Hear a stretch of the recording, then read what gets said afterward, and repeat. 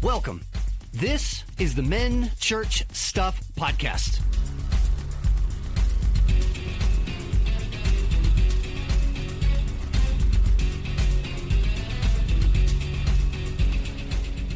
This is the show where brothers-in-law DJ Culp and Brad Coleman talk about stuff from our perspective as men.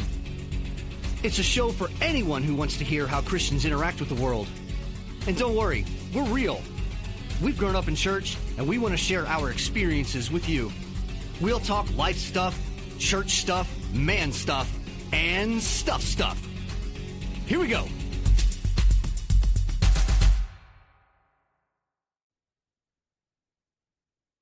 Greetings, listeners here and there and everywhere, all across the land. This is the Men Church Stuff Podcast. I am one of your hosts, DJ Culp, as always, here with my beloved brother-in-law, Brad Coleman. What's up, Brad? I think that's the hardest question that you ask me on the show. What's up, Brad? What's up? Yeah. I'm horrible at small talk. I'm like, yeah. The ceiling. Directionally, Brad, what is up? Yeah. There's a light up above me. Well, see, here's the weird part about that question, though. If you take it in its full literal context, up is only relative to you, because up on the other side of the planet is, in fact, down. Yeah. My hair forgot what up was and fell down. Our topic is a quote from Tim Keller that, Brad, as you've mentioned when we were talking about this, that like Tim Keller's deep. So this quote, it was something that I when I jotted it down, my thought was, I wonder if it's true. And I was like, I deliberately didn't want to think too hard about it, because I wanted to kind of visit all of those thoughts, with you on the show, so that you and I could really tease these out real time. But here's the quote from Tim Keller. We would never imagine that getting our heart's deepest desires might be the worst thing that ever happens to us. We would never imagine that getting our heart's deepest desires might be the worst thing to ever happen to us. Brad, do you want to kick this one off, or do you want me to dive into it and with my thoughts? What do you want to do? I mean, there's so many different ways, I think, to look at it. I think, why don't you start? Okay. And I'll chime in. All right. Well, let me start then. I'll take over. Yeah, right. Yeah. Brad, let me start with not just my thought, but my thinking in relation to like my heart's deepest, what I have anyways perceived to me my heart's deepest desires. Mm-hmm. My heart's deepest desire really has always been to be a professional drummer. And that's it. Like, not to teach, not to. I just got one. Like, yeah, just one. Seriously, I mean that's it. That's what I had wanted really to do since I was a junior in high school. It's always been my heart's deepest desire. And I mean, I like to play in stadiums, thousands upon thousands of people. And I was actually having this conversation this morning, not about performing necessarily in this depth, but with some students of mine. A student posed the question, what inspired me to get a PhD? And when I think about that deep desire of my heart, there's a part of me that doesn't want to believe the truth in this, but I know it is a truth that if I were to have gotten that deep desire, I know I wouldn't be the type of dad that I am. I wouldn't be the type of husband that I am. I think that our definition is probably different with what you're saying, because like I tell people all the time that that's what you are, a professional drummer. Like you have your doctorate in drumming. I don't have my doctorate in drumming. I have a doctorate in music education. Yeah, same thing. I think that makes you a professional drummer. It makes me a professional. So anybody with a doctorate in music education, you're a professional drummer, according to Brad. Yeah. Well, I mean, it's relative. Yeah, tomato, right? They're my relative. Yeah. So, but here's the thing. I know approximately, Brad, the schedule that those guys keep. And from so many guys that I've talked to in the industry, because of the nature of the, the entity that it is, it requires everything of you: time, emotion, oftentimes like abuse of what's the word I'm thinking of like substances. Like there's so much of it in the industry. I'm not saying that it's the devil, so anybody hearing me, don't hear me saying that the music industry is where the devil lives. I mean, it's just as like that would be just as true as saying that your area of expertise is where the devil lives too. I mean, it's not that, but I know that the hours that are pulled, and actually really the volatility right now of the way the industry looks as compared to when even you and I were kids, Brad. I just know that all of that piled together, coming back to the quote, might be the worst thing that ever happened to me. There's a part of me that wonders, would I'm not going to say would I lose my family. I don't think that Shara and I don't think that our marriage would fall like that. But I absolutely know that it would be extreme. I don't want to say traumatically hard, but extremely hard, extremely harder than anything we've ever dealt with to balance family and work in that area. And so, I know for me, my heart may very well start to become addicted to the attention of those thousands and thousands of people that I've always wanted to play for. And I also know, Brad, that deep down, as I was mentioning this to my student this morning, God built me and wired me to teach college students.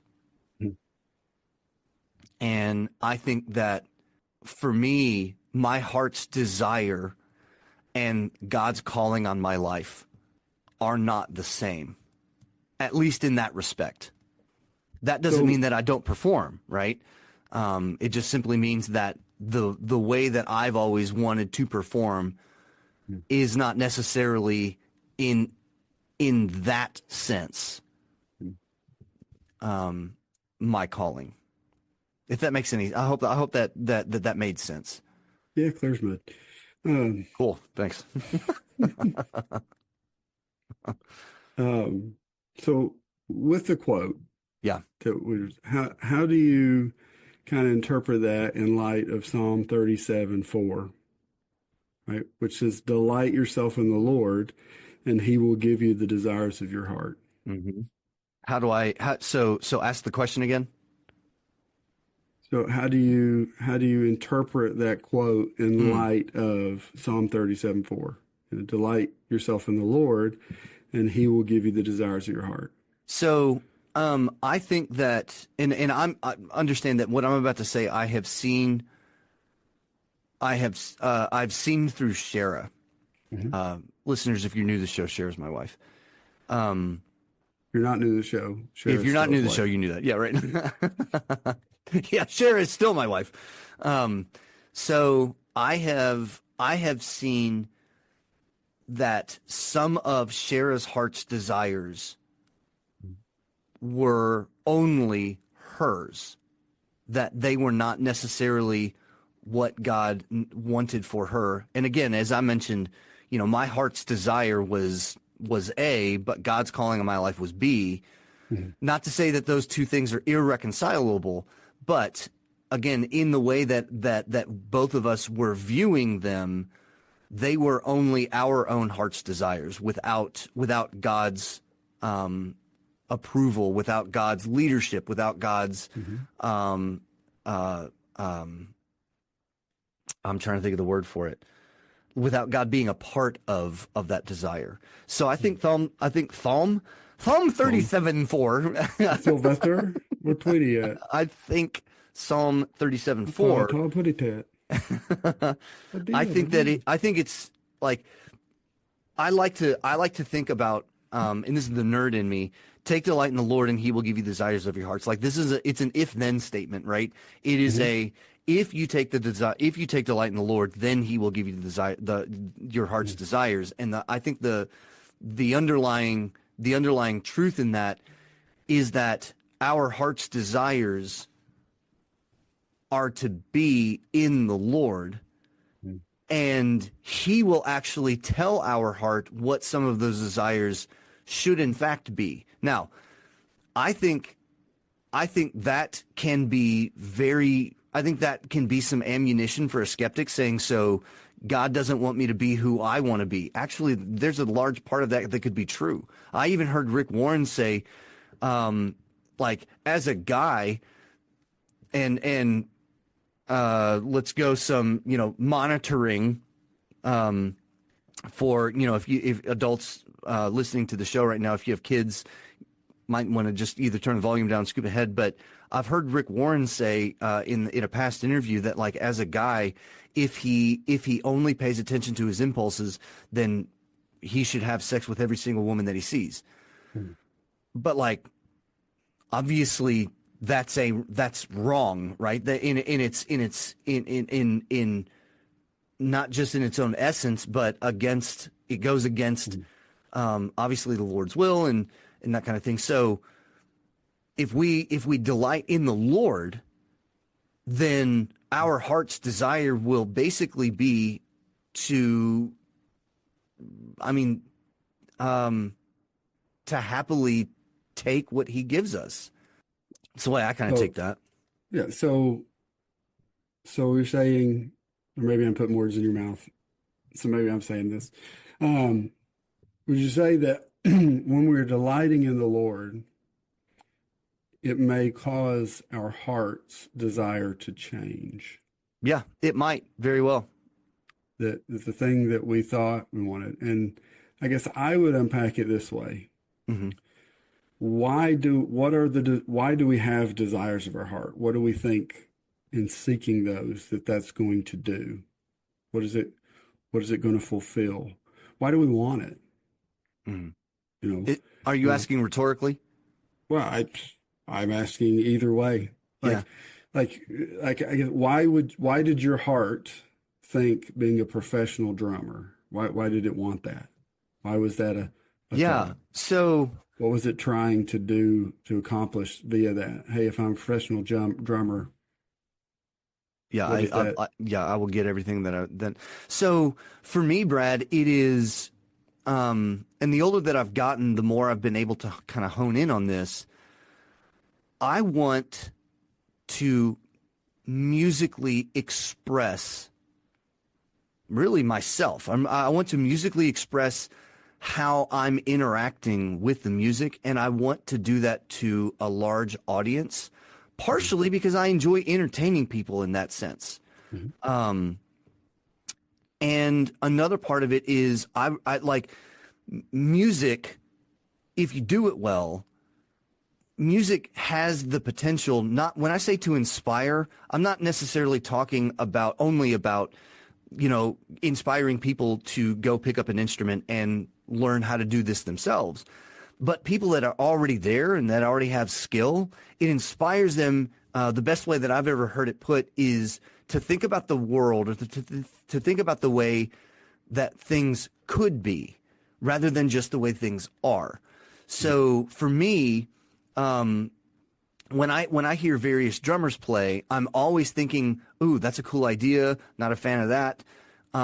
I wonder if I could do this. If I could do this, how would I do this?" There's, just interacting with it on such a deep level. I want to be able to do that, and I also want to be able to do that on a large scale. But I also know, Brad, which is why I say, which is why I mentioned, the schedule that's kept and all that kind of stuff. I also know that if you're going to do that on a large scale, that it comes at a cost, and the cost is at the expense of, like, family. I'm not saying that you're not allowed to get married. I mean, there's plenty of people that do, And there are lots of people who get divorced and remarry and get divorced and remarry, and there's a lot of people who stay married, Mhm. and all that kind of stuff. But again, it's the separation. It's the again being the kind of dad that I want to be. I know that Mhm. being able to express myself, express my heart's desire in that way would come at that cost. Mhm. Yeah. So sometimes God leads us away from those things that we desire because he knows that what they would bring would not be what we're expecting. I think that's true. Yeah. I think about like growing up and they did a good job on toy commercials. They did a good job making us think, I need that toy. Mm-hmm. And, if I get that toy, I'll be happy. Or sometimes as a kid, that toy was the heart's desire. Yep. Maybe it's the toy your cousin had, and it was so, so cool and you wanted it. And then you got that toy and it was fun Mm-hmm. until the next commercial came on. And they're like, oh, yeah, well, you have this, but do you have the accessory pack? Oh, now that thing that was my heart's desire is no longer fulfilling that desire. I need something else. I remember they had a great commercial back years ago of a guy who had a computer, and it was like uh, he's got his computer. It's like the 5S or whatever, and he's looking at the billboard, and it's like 5S, the newest one. And he's like, Mm. yeah, he's jamming out. And as he's looking, there's a guy on the billboard that puts up 6 in place of the 5. Yeah. And he's like, what? Yeah. Now he went from jamming to not. And which is, it's so human because he was so content until he found out he didn't have the newest one anymore. Right. No, the biggest one. And I think, again, if we're delighting in the Lord and God is fulfilling, you know, that that need, those things that we were trying to seek to fulfill, if it's being fulfilled in God. And I think, yeah, then the desire of a heart will change. And then it becomes less of a selfish desire and more of a good desire. And, I think that's when God wants to give us that desire, you Yeah. know. And again, that's not to say that all desires are bad. No. I And I like I like what Tony Evans said when he said, a lot of times our desires, or a lot of times sin is our illegitimate way of fulfilling a legitimate desire, right? I think God is wired in us yeah, um, to that's a good word, to dude. to want to receive love, um, to want to. I mean, He's built us for community, so Yeah. we have a natural desire to want to belong, um, to be loved, to belong. These kind of things, and so there's nothing wrong with those being fulfilled, but oftentimes we try to fulfill them the wrong way.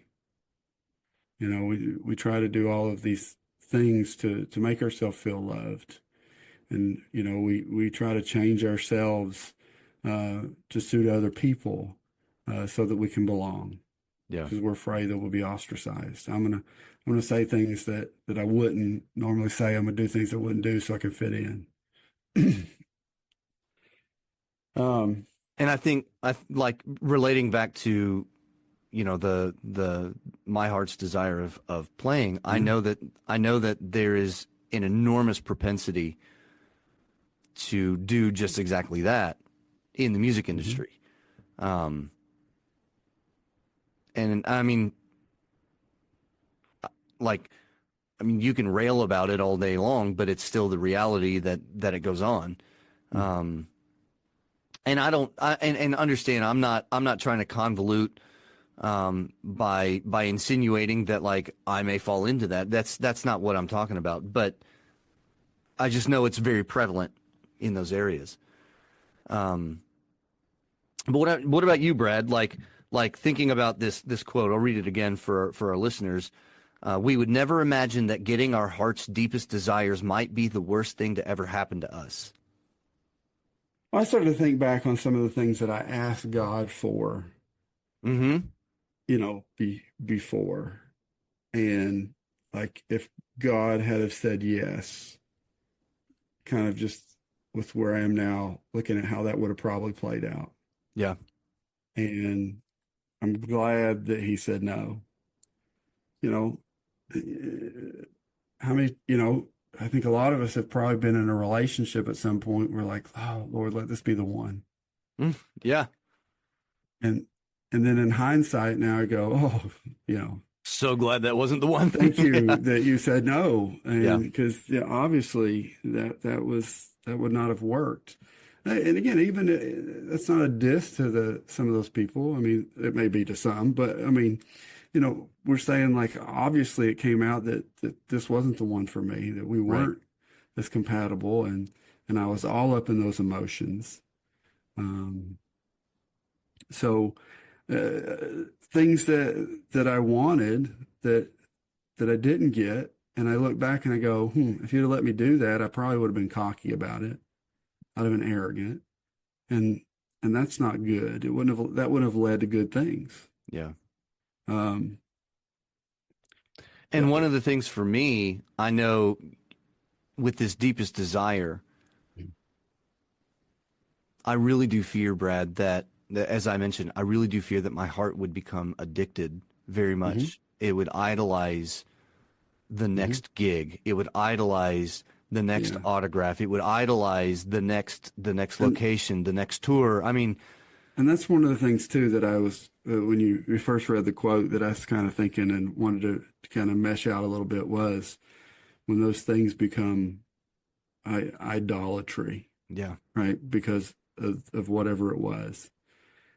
Because anything that comes between you and God is is arguably idolatry there in I itself. I would But argue even that if too. it, Yeah. so if this thing, which may be a good thing, right? Because idols aren't always they don't always start out as bad things. Mm, you're exactly Sometimes right. they're good things take up too much. Yeah. Um, and again, I think about the guy who created Big Idea and VeggieTales, and right now I can't even think of his name. It's not important, but I heard his testimony because I don't know if if you know this, but like Big Idea was getting so big that it was starting to compete with like Disney and Pixar and those kind of things on the No, I did not Christian know that. level. There were people that were leaving those other companies and coming and working for Big Idea. I mean, Wow. and there were people that were saying, "Oh, this is going to be the next Disney." Yeah. Is just huge. And then some things happened, and they basically lost everything. And from the standpoint, it really wasn't because they were doing stuff wrong. Yeah. Matter of fact, if I understand correctly, there were some false allegations about false contracts. And, he said, as listening to part of his testimony, basically they, they were taken to court, and sued. And he's like, and I knew we were going to win because we didn't promise those things. We didn't say those things. They were lies. Yeah. And I knew God was on our side. I knew we were going to win. And then we lost. And we lost for a great big amount of money, which basically made them have to sell off Big Everything. Idea and Wow. or VeggieTales and stuff. And his point was when God gives you a dream and then God takes away that dream, what do you do? And I think he kind of, it's been a while, but I think he's kind of alluding to the fact that we have to be careful that dream doesn't take God's place. Yeah. Because hey, especially when when people are whispering in your ear, hey, this is going to be the next Disney. This is huge. This is awesome. And Yeah. How do you know? How do you ignore that? right. And so, um, and again, I mean, I encourage people to go. Again, I can't really remember his name, but look it up and look up his testimony and there's some videos out there of kind of going through that. And but I think that's the thing is like God can give us good gifts, and sometimes if we're not careful, those good gifts can become idols, and then now it's we're sinning, Yeah. right? We're worshiping not God, but not the creator, but the creation. We're worshiping these gifts. And I think so much of like Gideon, and I love the story of Gideon in the Bible, and there's great victory in it. But then, after the victory, they make a golden ephod, which is kind of like this fancy dressy thing for a priest or whatever to wear. And the Bible says, and they basically turned it into an idol, Hmm. and it caused them to stumble in many ways. It caused Gideon us to stumble because of this. When God had given them the victory, and here are the spoils which God has given them of the Yeah. victory, and then they take those spoils and create an idol. Um, I think about how I was in high school, and I always, and there's still, if I'm honest, there's still that part of my brain that wants to. And it's probably foolishness to a lot of people. It mean anything. I've always wanted to be able to bench 300 pounds. Um, Really? yeah, and I've got him. I got in my mind that is, no one that I know doesn't go, oh, that's impressive, Yeah. right? And, Yeah. and so that was how I know I would have made it. That's how I know that I'm strong. All of these things. And the last game of my junior year, I hurt my wrist, Oh, dude. and the most I've ever pressed up was like 225. And the last time I tried to press up 225 and this is as an adult, my wrist felt like it was about to explode. It was like, nope. Yeah. And on some level, I go, um, that was you, right? Because you knew I'd be cocky about that. Hmm. You knew I'd be arrogant about it. And you knew too, it wouldn't fulfill me the way that I think it would. Yeah. But there's still that part of me. Again, I said, like as an adult. So I'm like, okay, maybe now I'll be able to do this. And, hit 225, got back to the point where I could hit 225 up. And when I did, it's just the pressure in that old injury was just like, and I'm going, okay, you're never going to let me get there, are you? Right. And, and if honestly, even I'm sitting here right now, I'm like, well, Mhm. maybe. And and it's, how is it ridiculous? As a 41-year-old guy, I'm like, no, if I could just lift 300 pounds, if I could just bench 300 pounds. Yeah. And I have to go, why? Why do I want that? I have thought Why that Noah, listen to me. Brad, I've thought that same thing. Like, you've why is thought, it, why does Brad why want does to lift Brad bench want to 300? bench 300 pounds? Why is it that I feel like I need to be validated by not just thousands and thousands of people, but also by the level of musicians that I would be playing with in front of that Mhm. size audience? And to be quite honest, all right, Brad, I'm about to put myself on the couch here. Yeah, You got your pen and paper. I always. Yeah. think always, yeah. It's a I nice think orange pen. I think the reason that I feel like I want that validation is because deep down I refuse to believe that I would be any good as a musician unless I'm able to play side by side with Hmm. those guys. Yeah, I think that's what it is. yeah, And so that's, yeah, that's a confidence issue. Um it's a standard that I don't believe that I could actually meet until I see it. You know what I yeah, mean? yeah. And I, I, I think too that again that God loves us and He's a good Father, and He knows if that's going to be something that's bad for us. Hmm. And He knows too that it's not going to fulfill us in the way that we think. I mean, we can make that with money all day long, Mm, and again, we have to have money, on some level to survive. We got to pay our bills. We got to eat.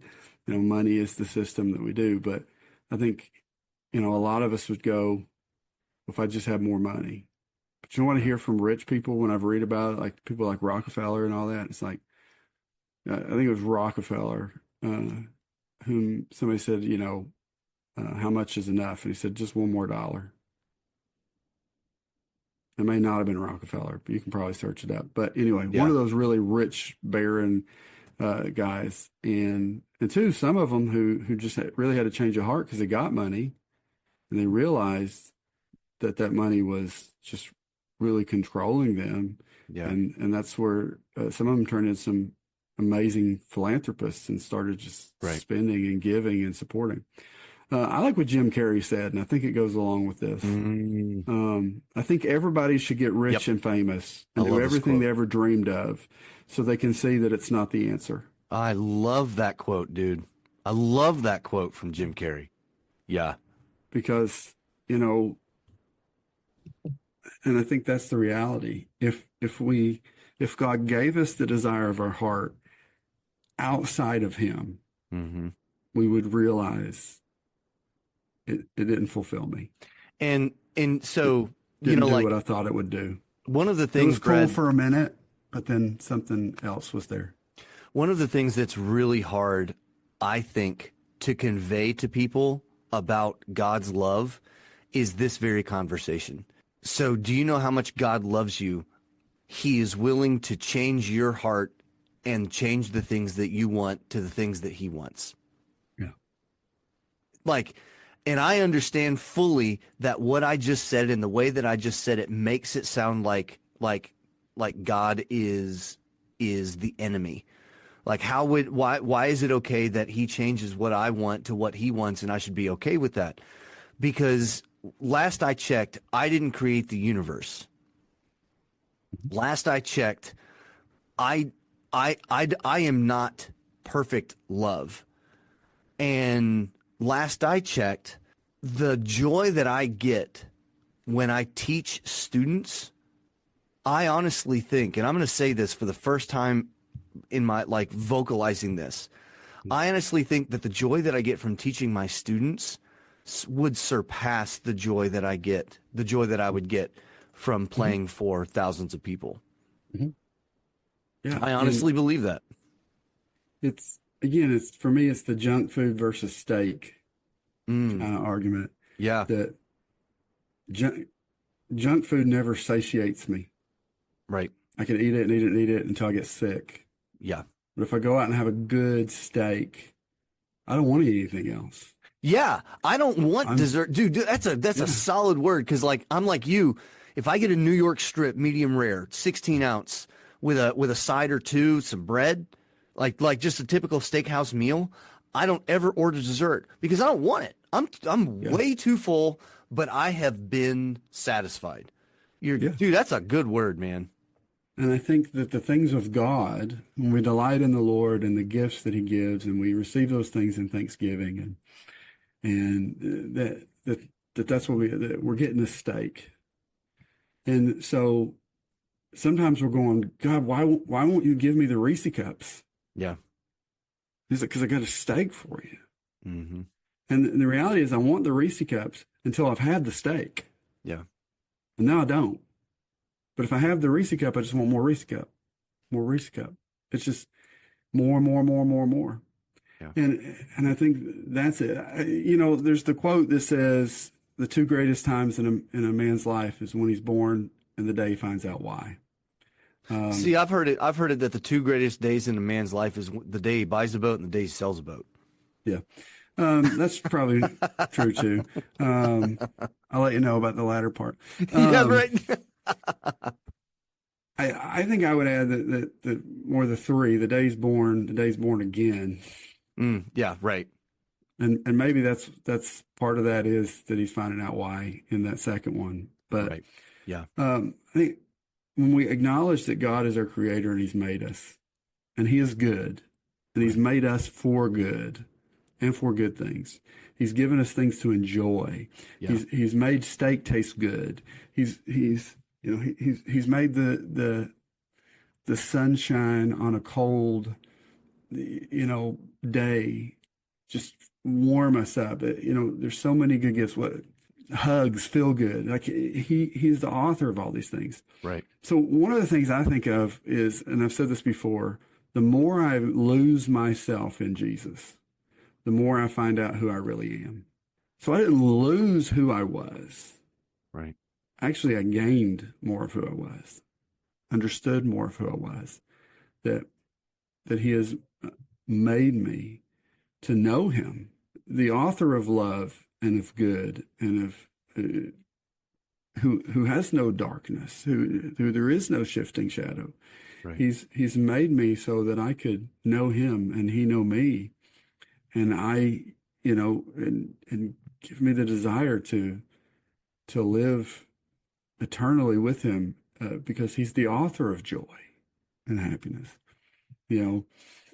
So yeah, I certainly think if I got everything I want, that it would be horrible.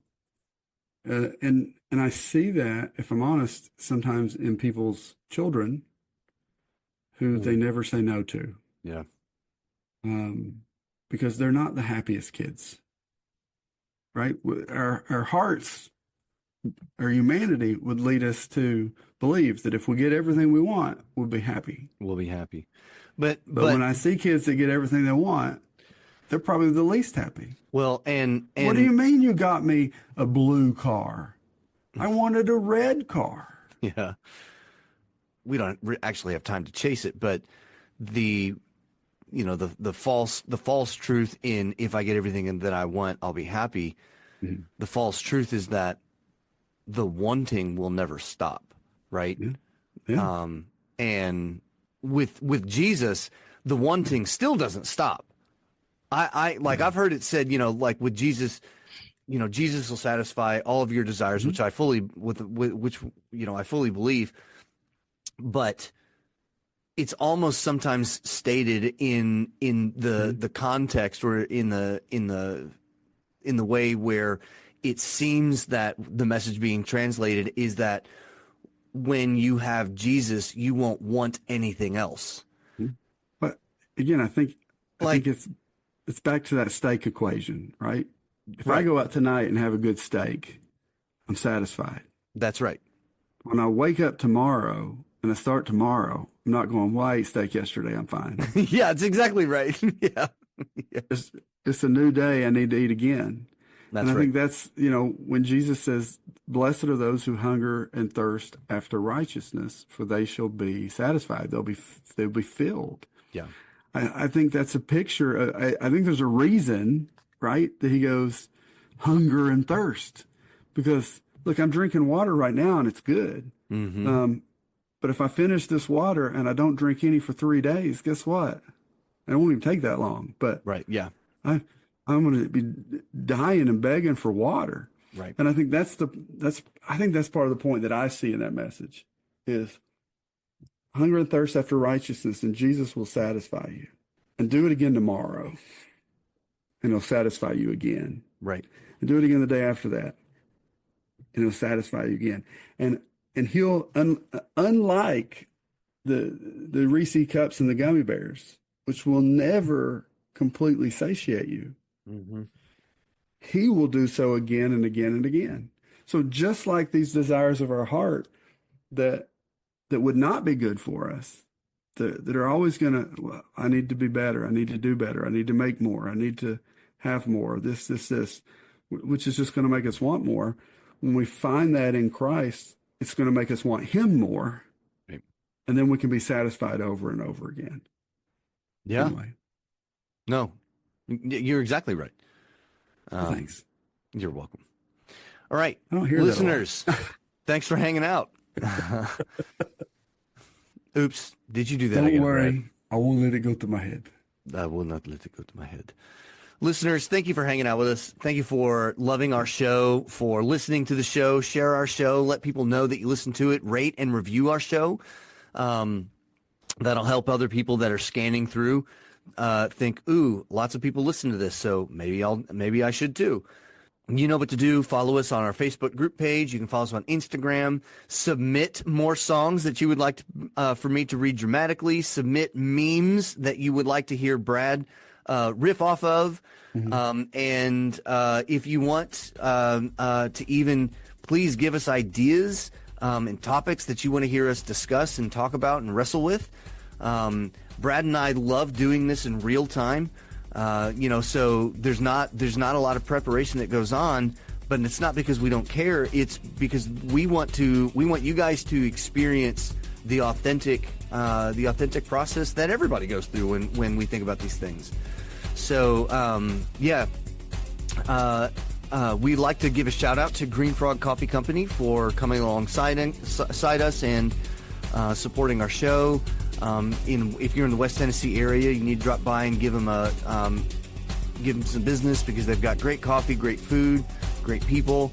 And so thank you so much, Green Frog, for supporting what we're doing. But beyond that, Brad, I love you, buddy. I love you too. Listeners, you just want to hear it twice. Yeah, I did. That's exactly right. I heard it the first time.